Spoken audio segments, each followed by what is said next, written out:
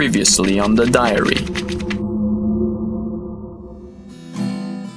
The fact that Jessica is sleeping here now makes me feel much better. Not because she's keeping me safe as she thinks she is, but because I don't think Rocco has any intentions of going after me at all. If anything, his next victim would have been Jessica. The next moment, wham! A rock comes out of nowhere and hits Jessica in the head, knocking her lights out. Then Rocco walked out from behind the bushes wearing his stupid grin once more. Yesterday, Jessica and I went clubbing. Fights broke out, the Foot Clan appeared, more fighting, the police were called. We had fun. We celebrated, we caused chaos, we escaped it. It was daring, it was different, it was crazy good. Until Jessica said she wanted to leave. On the drive back home, we crashed head-on, full speed on Jessica's side. Glass, fumes, and blood everywhere. Jessica was still inside the vehicle. Just a second after I pulled her out, the car exploded.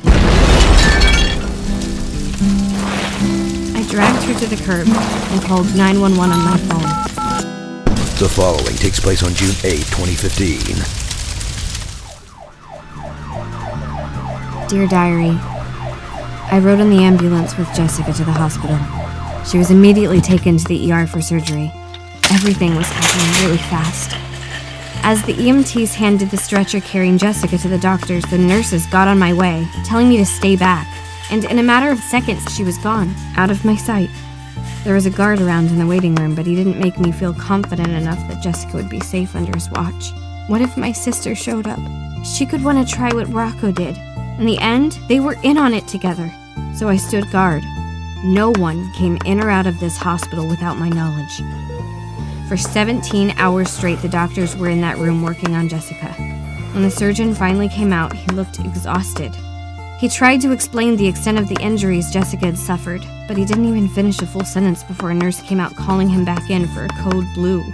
The doctor rushed back in, but this time no one was stopping me from following them all the way to the room. I watched from outside, through the circular windows on the doors, how they tried to resuscitate her with a defibrillator. The heart monitor was on a constant beep. The doctor would yell "clear" as the device charged and then would discharge it on Jessica's chest. The electrocardiogram would beep once, but immediately flatlined again. The doctor repeated this a couple more times, but then grabbed a clipboard and started writing something in it that I could only imagine was the time of death. He was giving up. I took a step back and sobbed. I didn't want to believe that Jessica's last day on Earth would be today. So I ran away. I knew exactly where to go and what to do. There was no debating it. I just did what my first instinct told me to do. I found that guard, snuck behind him, snatched his gun, and ran back. The hospital personnel were all still in the ER by the time I returned. I kicked the doors open and walked in holding a hostage at gunpoint. Everyone looked at me with surprise, and then the guard appeared, winded from running after me, but I just pressed the gun harder onto my hostage's temple and they all froze. No one would dare move lest I might kill my hostage. "You are going to save Jessica now," I said. "I'm sorry, but she's already dead," said the doctor. That really messed me up emotionally, but I was in too deep to stop. "No, keep trying. We can't do anything more for her. Keep trying. Keep trying, or I'm gonna shoot. I swear I'm gonna shoot." "Yourself?" I was my own hostage, holding the gun to my temple. I cocked the gun and I closed my eyes, ready to fire. "Oh, okay, I'll try again.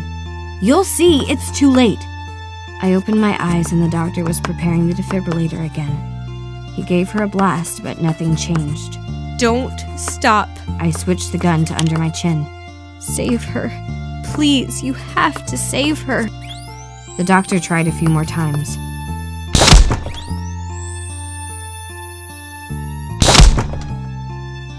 "She's gone.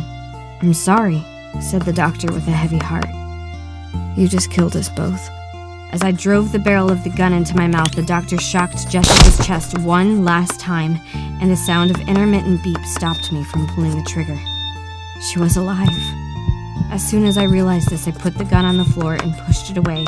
I put my hands behind my head and dropped to the floor face down. The guard moved in to arrest me, but my job there was done. Love, C.